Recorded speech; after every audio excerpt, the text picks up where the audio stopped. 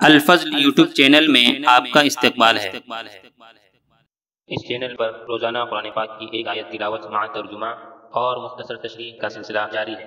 Video upload ہونے پر notification پانے کے لیے اس چینل کو سبسکرائب کریں اور بیل آئیکن ضرور دبائیں۔ السلام علیکم ورحمۃ اللہ وبرکاتہ۔ میرے دینی و ایمانی بھائیوں اور بہنوں، سورہ آل عمران آیت نمبر 185 پیش خدمت ہے۔ اعوذ باللہ من الشیطان الرجیم۔ کل نفس ذائقۃ الموت وانما توفون اجورکم یوم القیامہ فمن زحزح عن النار وادخل الجنة فقد فاز وما الحیاة الدنیا الا متاع الغرور۔ ہر جان موت کا مزہ چکھنے والی ہے اور قیامت کے دن تم کو اپنا پورا بدلہ دیا جائے گا۔ بس جو شخص آگ سے ہٹا دیا جائے اور جنت میں داخل کر دیا جائے، بے شک وہ کامیاب ہو گیا، اور دنیا کی زندگی تو صرف دھوکے کی جنس ہے۔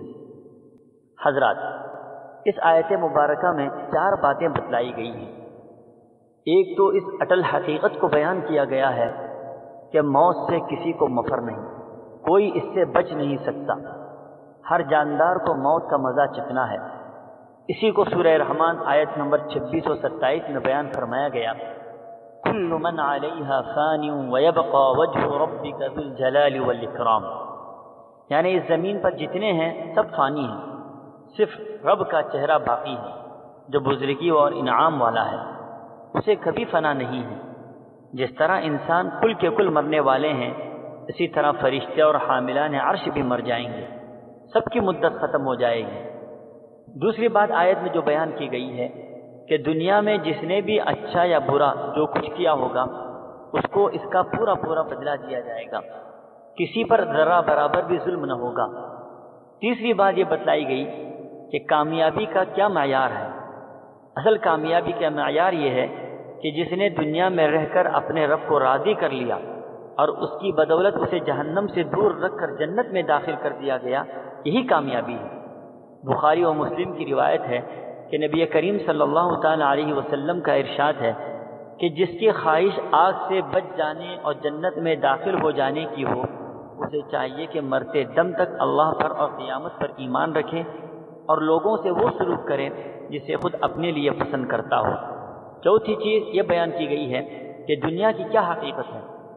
حضرات، دنیا کی زندگی ایک سامان فریب ہے، جو اس سے دامن بچا کر نکل گیا وہ خوش نصیب، اور جو اس کے فریب میں پھنس گیا وہ ناکام و نامراد ہے۔ دنیا انتہائی حقیر و ذلیل شے ہے اور زوال پذیر ہے۔